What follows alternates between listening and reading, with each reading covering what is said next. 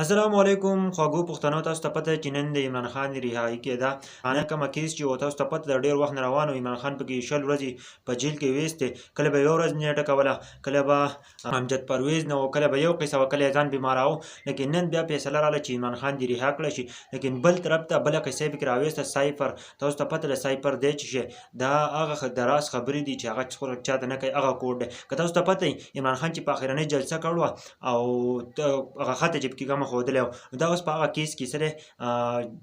جیل ته تللی تاسو ته پته ده شاه محمد قریشي هم په جیل کې دی دغه سایپر او سایپر دغه شیز دی لیکن دوی عمران خان خو صحیح انداز کې ویلی هم نه دی چې به خلکو خبره لوږه ښکاره کړله لیکن په ترنم کې ویلی دی لیکن عمران خان اوس په جیل کې دی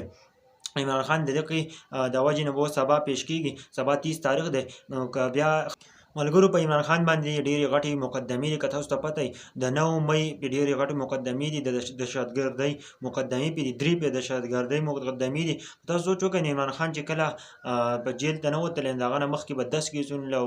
9 کیسونه له 8 کیسونه له 7 کیسونه په مخه تو عمران خان باندې تقریبا 147 150 کیسونه نو ډېر ظلم دی پښتنو که تاسو سوچ وکړئ نو د دې څه مطلب دی د کیس هېڅ مطلب نشته هسې فالتو غوندې کیسونه دي او په هغه باندې عمران خان څه کوي جیل کوي دې کیسونو که تاسو سوچ وکړئ هېڅ نشته سایپر څه شی دی لیکن تاسو ته پته دی امبیسډر ناسي د بهر ملکونو لیکن کله چې وزیر اعظم ځي نو هغه بهر ملکونو ته نو هغه سره هغه ته ټولې لارې ښایي لیکن دا همداسې سیکرټ خبره ده دا د امبیسډر او د وزیر اعظم او د دې کسانو مشرانو په مخ کې سي یو پټه خبرې دا هېڅ کوډ چې دا به تاسو چاته نه وایي لیکن عمران خان هغه سایپر کیس تاسو ته پته ده عمران خان هغه ښکاره شوی هم و چې عمران خان څه دی خط دی لیږلی و او عمران خان ته لیکن تاسو ته پته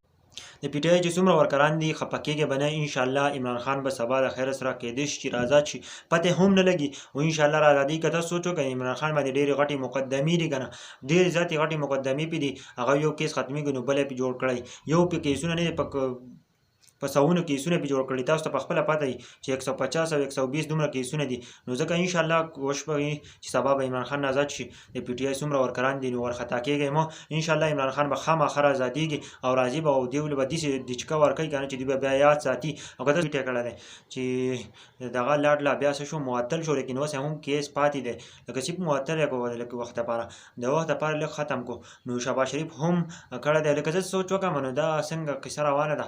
دا د ملک مشرانی وزیر اعظم وزیر اعظم چې وزیر اعظم نه ختم شي نو بیا به هر ملکونو ته ځي نو زمونږ عدالتونو په کار چې لږه صحیح فیصله کولی دي د ملک دپاره نه دي لګیا صرف د ځان دپاره لګیا دي او چې کله پیسې وړي او لندن کې دي د هغه باره کې څه نه کېږي د عمران خان دغه باره کې کوي چې کومه سایې پر هغه خط و هغه حقیقت یې ته ښکاره کړو نو بیا دوی وایي چې د عمران خان په دغه کې جیل کو نو ډېر د افسوس مقام دی چې کومه غټ غټ غلې دي نو هغه په لندن کې ناست دي هغو ته هېڅ هم نه په هغه باندې کیسونه یي هغه خپل کیسونه ختم کړل او بهر ملکونو ته وتښتېدل په اربابو ډالر او روپۍ یې ویوړې نن هغه په ښه آزاد دي نن هغوی ته څه نشته او عمران خان چې دی نو هغه په جیل کې دی د یو کیس نه ریا کېږي او بل کیس کې څه کوي بېرته نیسي او رینجر پسې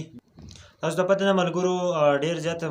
قصې به تاسو واورئ سړی د پاکستان نه زړه تور شي د سره پکې نه قانون شته نه به هېڅ پکې هم نشته هسې ګپ شپ روان دی ته ورته وګوره دې کیسونو څه مطلب دی او چې دا نن آزاد کړی وی سبا به سایپر کیس کې تللی وی نو بیا به هلته فیصله شوی وی که په سایپر کیس کې دا جیل کاولی بیا به سیده وړی وی لیکن نن په کار و چې دی آزاد کړی په دې یو کیس کې او دا خو چې داسې قصه وي نو دا خو بیا له سره ازادېدلی نه شي که تاسو سوچ وکړئ ناامده کېږه به نه انشاءالله یو پیر به آزاد شي او دوی ته به